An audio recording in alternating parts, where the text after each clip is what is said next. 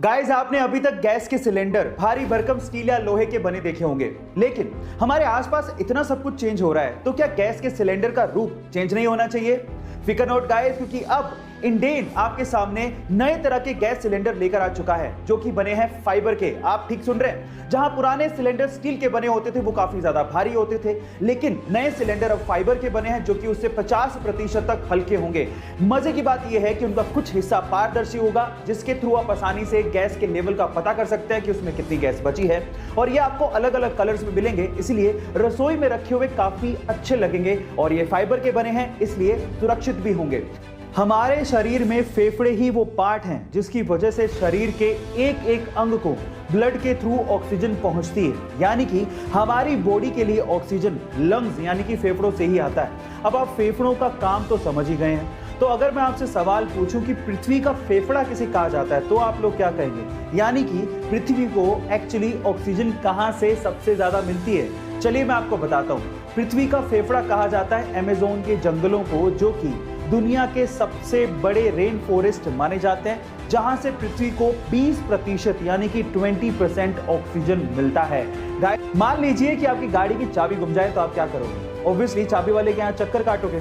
अब ये तो थी आम आदमी की बात, अब हम करते हैं खास आदमी की बात। एक बार मुकेश अंबानी अपने एंटीलिया घर से ऑफिस जाना चाहते थे, और वो भी अपनी फेवरेट मर्सिडीज कार में। पर जैसे ही पार्किंग पहुंचे और उन्होंने अपनी जेब में हाथ डाला, तो मर्सिडीज की चाबी नहीं मिली। पूरे घर में ढूंढ ली, वहां भी नहीं मिली। उसके बाद उनके मैनेजर ने स्पेशली मर्सिडीज के ऑफिस में फोन किया कि भैया चाबी नहीं मिल रही है। अगले दिन तड़के सुबह 3 बजे एक जर्मनी से हेलीकॉप्टर आया, जो कि एंटीलिया के रूफ पे उतरा।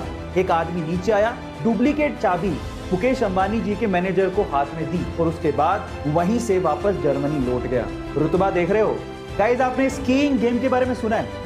सुना होगा, और नहीं सुना तो देखा तो जरूर होगा, जिसमें एक लकड़ी के पट्टे पे खिलाड़ी बर्फ के ऊपर यानी कि आइस के ऊपर स्लाइड करता है। अब ये एक इंडियन गेम तो नहीं है, लेकिन अगर मैं आपसे सवाल पूछूं कि वो कौन सी पहली भारतीय महिला है जिसने इंटरनेशनली भारत को पहली बार कोई पदक दिलाया हो स्कीइंग में, क्या आप जानते हैं? चलिए मैं आपको बताता हूं। उस महिला का नाम है आंचल ठाकुर, जिन्होंने 21 वर्ष की उम्र में सन 2018 में इंडिया को पहली बार स्कीइंग में कोई इंटरनेशनल पदक दिलाया, और वो भी ब्रोंज मेडल उन्होंने अपने नाम किया था।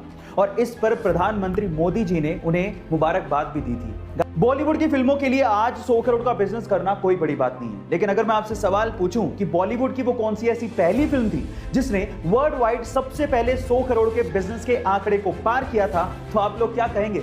चलिए मैं आपको इसका जवाब देता हूं। वो फिल्म थी मिथुन दा की डिस्को डांसर, जिस फिल्म ने मिथुन दा को इंडिया ही नहीं बल्कि बाहर के देशों में, स्पेशली रशिया में और चाइना में स्टार बना दिया था।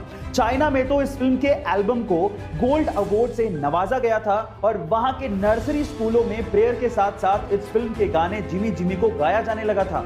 और लॉजिक ये दिया गया था कि इस गाने को गाने से बच्चों की जुबान साफ होगी और वो चाइनीज अच्छे से बोल पाएंगे।